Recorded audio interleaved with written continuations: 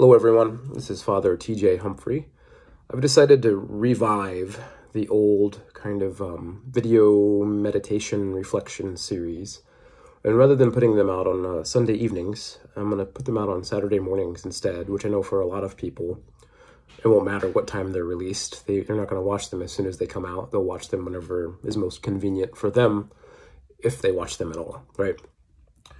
For this series, what I would like to do is explore kind of the nationwide, Western worldwide phenomenon of why people are moving away from institutional religion and from community just in general, right? People are no longer participating communally in real time, tangibly in things with other people, and especially in the church. And I've had no shortage of conversations as a millennial who happens to be an Episcopal priest with people and their reasons as to why they've opted out of institutional religion, why there are so many people out there who are, for lack of a better way of putting it, spiritual but not religious. And in this video series, I want to kind of push back against this kind of cultural trend and just explore the question of why it's a good thing to go to church. Not all churches, not every church, not in every circumstance, for sure. And I'll explain that as more and more as the weeks go on.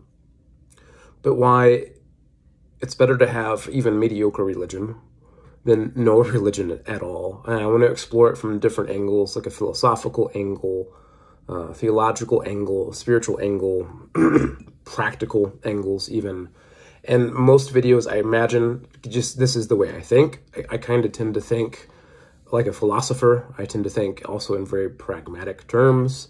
I tend to think very pastorally, trying to find ways to simplify deep concepts for people who may not want to go to the same depth that I want to intellectually and nerd out about the same type of things. So most likely all of these videos will be a hybrid of the philosophical and the practical and the theological and the spiritual, because that's just the way that I'm wired. I tend to be a very kind of integrative thinker and pull from different places. And even if you've listened to my sermons, you've probably picked up on that to some degree. Right now, in advance, I want to apologize for my voice. I've had COVID for the last several days. It's been 2 weeks of hell in our household as COVID has hit one person of my family after the other. It would have been nice. I don't know, maybe it wouldn't have been nice, but instead of it hitting all of us at the same time, it spread itself out. So yeah, it's been a long couple of weeks, which has given me a lot of opportunity to think about new video series, such as this one. So in a way, I'm also thankful for it, having some time to kind of force myself to slow down and explore some thoughts and some new ideas. So anyways, with all of this said, let's begin. Why go to church? Why is participation in a religious community, a religious institution, a good thing? Why can it be a good thing? Why should it be a good thing?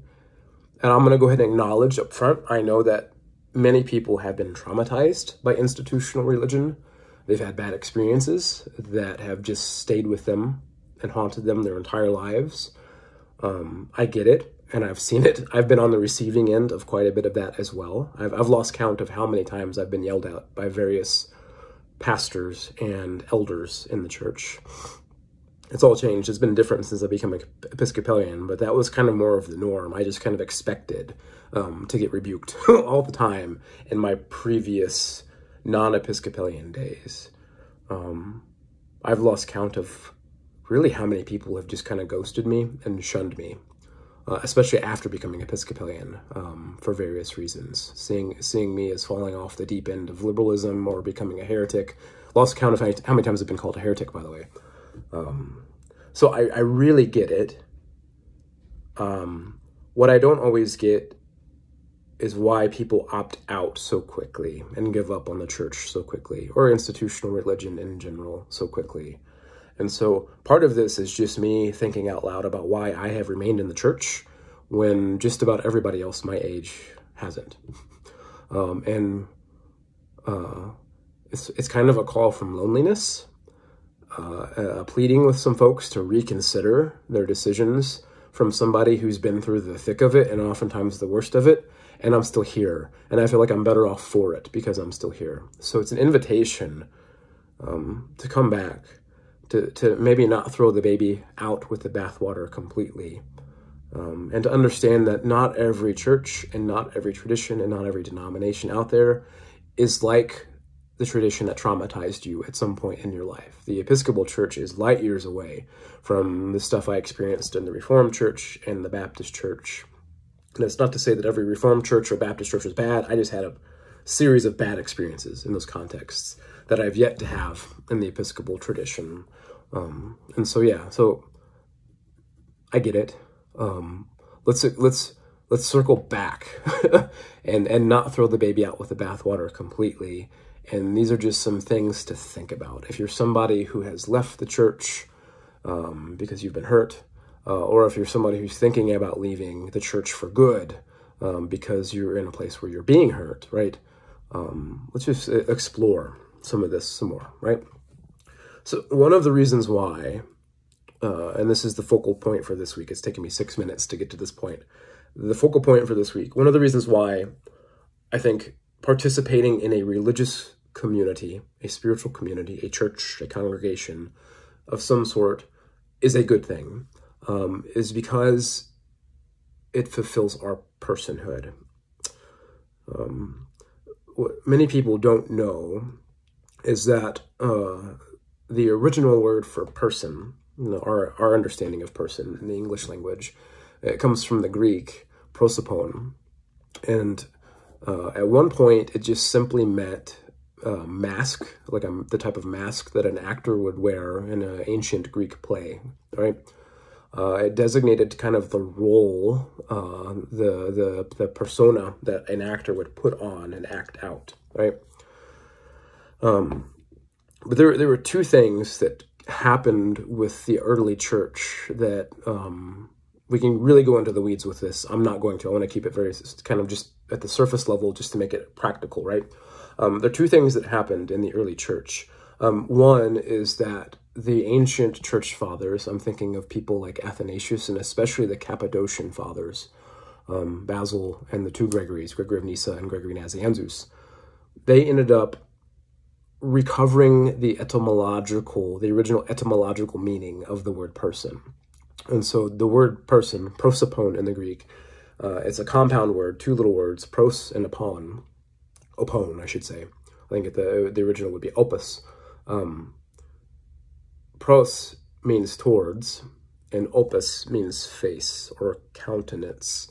When you smush the two words together, it literally means I have my face turned towards somebody else or something else. But the idea would be somebody else. So the very word prosopon, person, implies a relationship. To be a person at all means that you are a relational entity. So part of the fabric of your being is relationship. There is no being without relationship making you who you are. As one famous Anglican Episcopalian author once said, even at my birth, I am already in society. So you cannot think of yourself as an individual first who then relates, for your very being is relationship. The relationships around you actually make you who you are. They contribute to your ontology, so to speak, your very being. So that was one major shift that happened with the church fathers, recovering that ancient etymological original sense. So to be a person at all is to be in relationship. And I think this movement happened as the church fathers in the early church were trying to figure out how to talk about God, right? And in Christianity, we've talked about, and this is a whole nother thing that we could chase, but I'm going to keep it on the surface level. We Christians believe that God is a communion of persons, one being, three persons, right? Father, Son, and Holy Spirit. Three hypostases, one ousia, they use the technical language. And this etymological meaning of person is intimately connected with our understanding of God. So Gregory of Nazianzus, I ended up doing a very deep and long research paper on this in seminary. Gregory Nazianzus, one of the Cappadocian fathers, one of these folks who recovered this notion of what it means to be a person, explored the question of why we talk about God as Father. Why do we call God Father? Abba, right? He said, we don't call God Father because God does the types of things that your dad would do, right? He doesn't ooze like paternal masculine energy. He doesn't, I think I've joked in a sermon a week or two ago, he doesn't listen to Fleetwood Mac and tell terrible dad jokes, right? That's not why we call him Father. He simply said that, we call God Father because the word father implies a relationship. You can't be a father unless you have a child, right? Through some means, somewhere. And he also talked about the same is true of the word son. It's not that Jesus, the Son of God, the Son, oozes kind of like childlike imagery and traits. The word son itself is a relational term. It implies relationship. So you cannot think of the Father without also thinking of the Son. And as soon as you think of the Son, you also your mind immediately goes to the Father. And then he works in the Holy Spirit and all of that as well, right?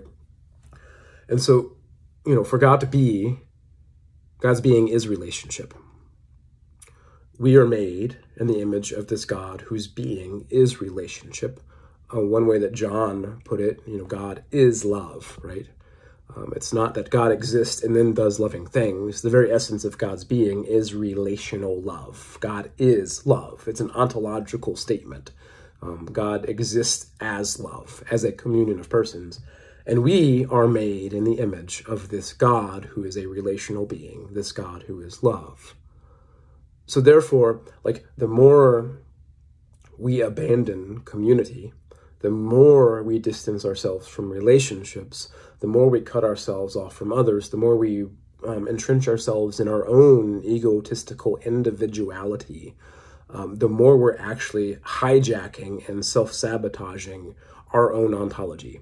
We're literally destroying our being, what it means for us to be, which I think is what has led to so much of the mental health crisis, the crisis of meaning in Western culture, all of the stuff, right, that we're experiencing.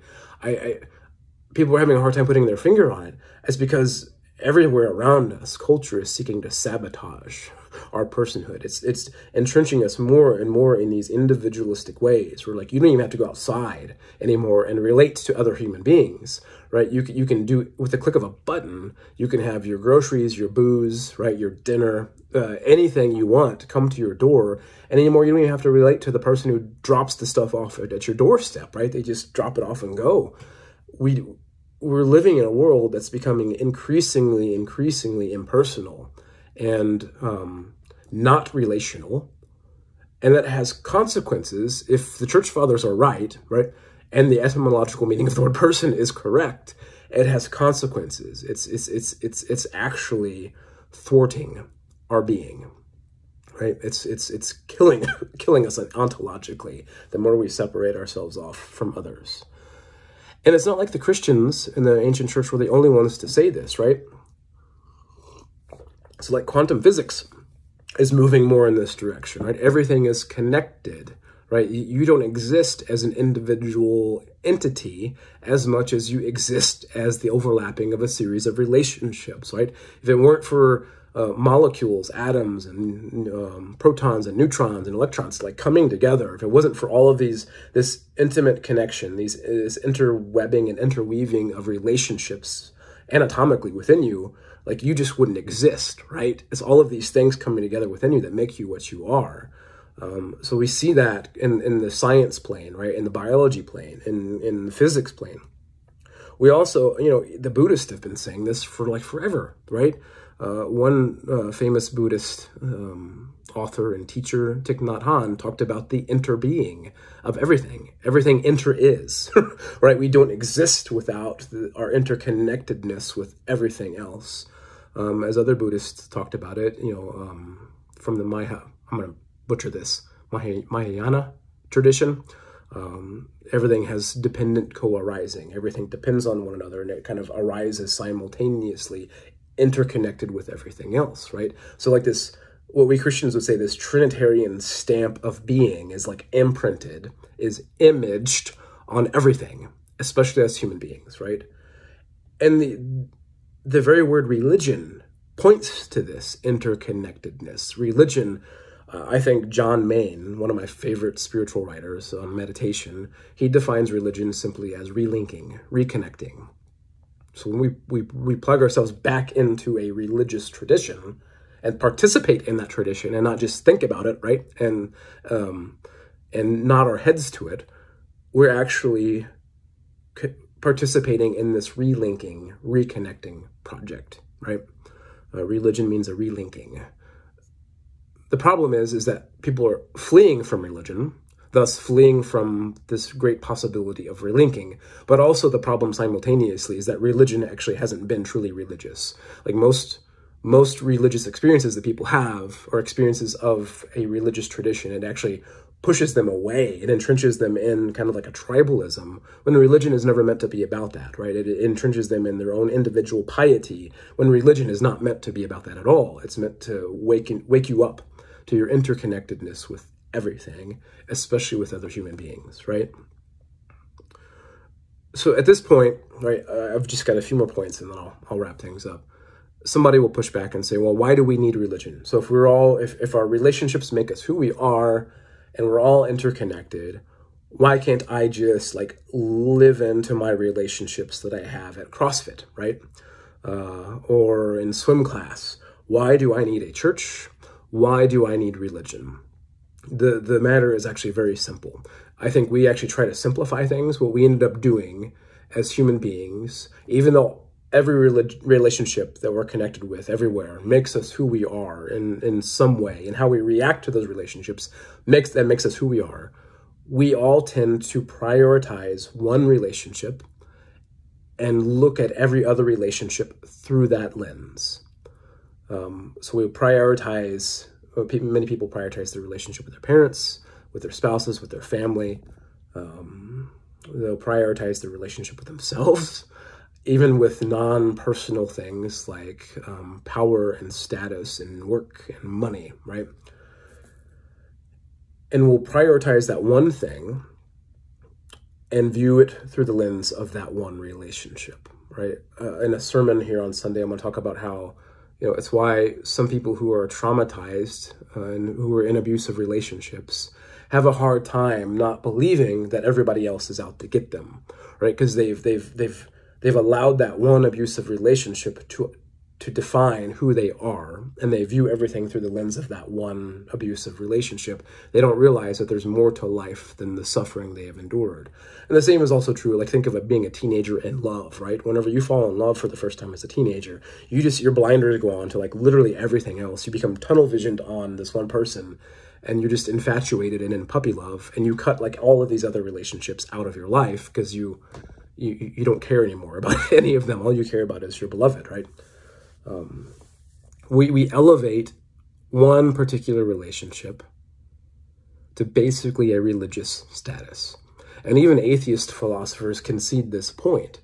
I've been reading several philosophers here as of late. I geek out about such things. But even several of them we'll talk about, Slavoj, butcher his name, Zizek, right?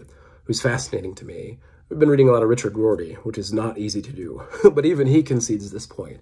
Like once we kick religion out, it's not like we escape it. We actually end up elevating something else up to that religious status, and we relate to that other relationship as if it's a new religion, right? We end up doing to this other relationship the types of things we would do in a religious setting, in a religious tradition.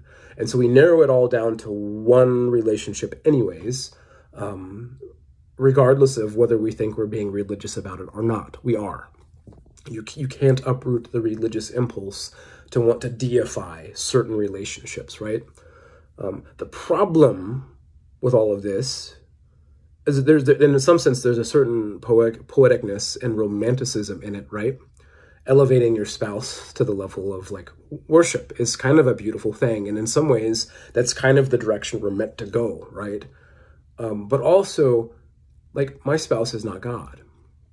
And if I'm looking to get out of my spouse the peace that only God can give, I'm expecting too much of her.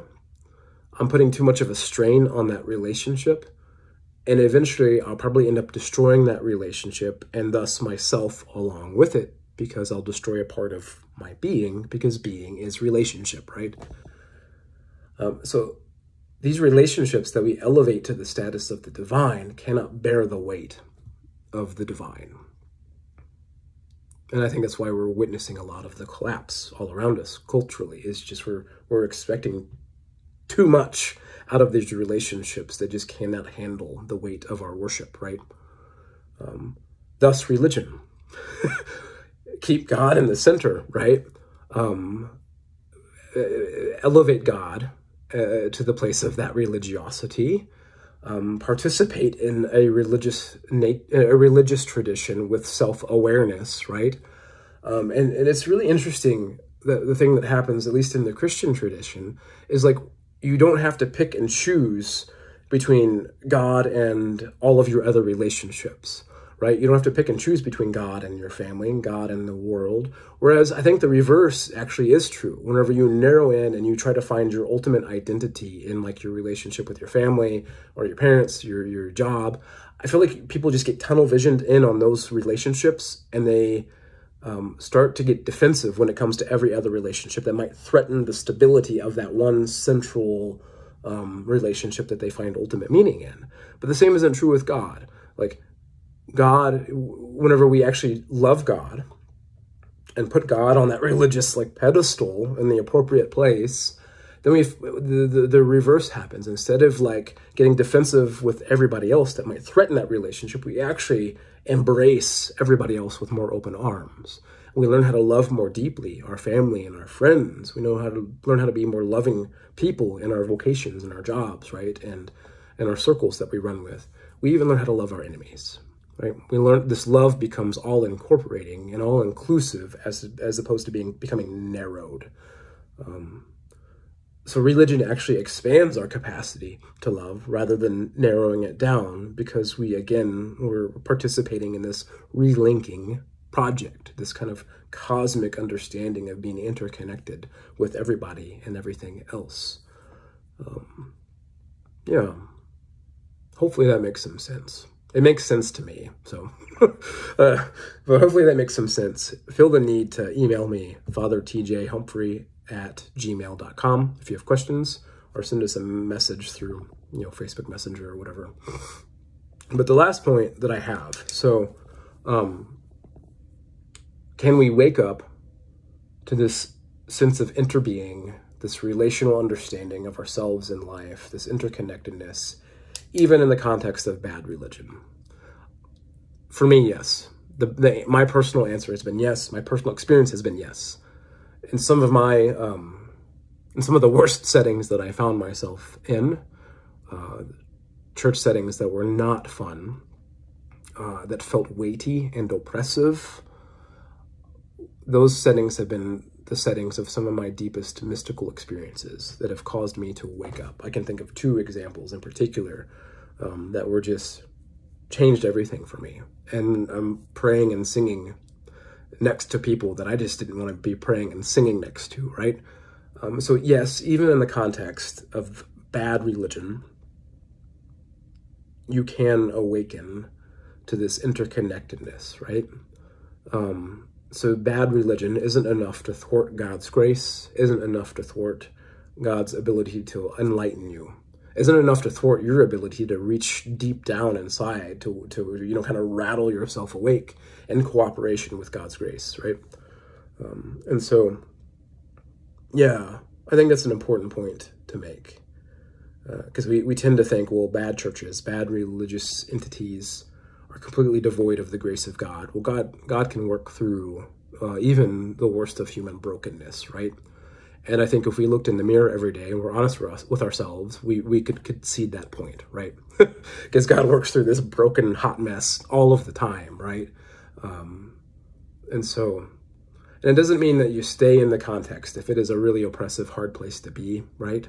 But maybe it gives you a little bit more patience, right? To not just pull the trigger and jump ship right away, to understand that God's grace can be found even in those difficult places.